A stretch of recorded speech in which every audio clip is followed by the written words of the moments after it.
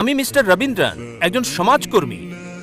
আমি পিস অর্গানাইজেশনকে ধন্যবাদ জানাই এবং বন্ধু এরিয়ার ইঙ্গারকে। আমি ইতিমধ্যে বিষয়গুলো উল্লেখ করেছি আমার জার্নালে সর্বশক্তিমান এক ঈশ্বর প্রসঙ্গে। আমার একটি প্রশ্ন, ইসলামের অলৌকিকত্ব কি? যেমন সং অফ সলোমন 5 অধ্যায় 16 অনুচ্ছেদে আছে। আমি জানতে চাই, অনেক ধর্মই অলৌকিক অলৌকিক বলে থাকে, তাই আমি ইসলামের অলৌকিকত্ব জানতে চাই। ভাই প্রশ্ন করলেন যে ইসলামের অলৌকিকত্ব কি, আর উদ্ধৃতি দিলেন সং অফ সলোমন 5 অধ্যায় 16 অনুচ্ছেদ। সং অফ সলোমন হলো বাইবেলের অংশ। সং অফ সলোমন বাইবেলের ওল্ড টেস্টামেন্টে আছে, হিব্রুতে আছে। حكم متكم بكل محمد زيدودي زيراي بين جيروسلم। এটা হিব্রু ধৃতি, আমি মূল থেকে বলছি কারণ অনুবাদ ভুল হতে পারে। حكم متكم بكل محمد زيدودي زيراي بين جيروسلم، যার অর্থ সে অতি মনোরম, সে প্রশংসিত, সে আমার প্রিয়। হে ইসরায়েলের সন্তানেরা, মূল থেকে বলছি কেন? কারণ মূল শব্দটা হচ্ছে মুহাম্মাদিম। হিব্রু ভাষায় ইমযুক্ত করা হয় সম্মান বোঝাতে গিয়ে। মুহাম্মাদের সাথে ইমযোগ করলে হবে মুহাম্মাদিম, যেমন এল্লো মানে ঈশ্বর, এলোহিম ঈশ্বরের প্রতি সম্মান বোঝায়। আর বাইবেলের অনুবাদের মধ্যে এই প্রপার নাউন মুহাম্মাদের অনুবাদ করেছেন অতি মনোরম।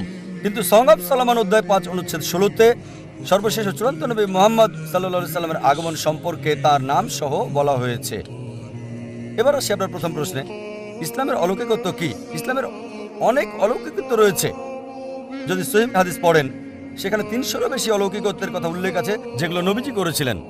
তবে যে অলৌকিকত্ব নিয়ে গর্ব করি তা হচ্ছে পবিত্র কোরআন। এটা হচ্ছে ইসলামের অলৌকিকত্ব। অন্য সব অলৌকিকত্ব আমরা বিশ্বাস করি, যেমন মুসা আলাইহিস সালাম সমুদ্র 2 ভাগ করেছিলেন, যিশু খ্রিস্ট আলাইহিস সালাম মৃতকে জীবিত করতেন। কিন্তু এখন যদি দেখতে যাই, সেই সময় কি যেতে পারবো যাচাই করতে সমুদ্র ভাগ করেছিলেন কিনা? সেই সময় লোকজন মানত, আপনি মানবেন, আমি মানব। একই কথা অবিশ্বাসীদের ক্ষেত্রে অতীতে ফিরে যেতে পারবে না আর যাচাই করতে পারবে না মুসা আলাইহিস সালাম সমুদ্রকে 2 ভাগ করেছিলেন কিনা, যিশু মৃতকে জীবিত করেছিলেন কিনা, নবীজি মুহাম্মদ সাল্লাল্লাহু আলাইহি সাল্লাম চাঁদকে ভাগ করেছিলেন, কিন্তু সেই সময়ে যেতে পারবেন না।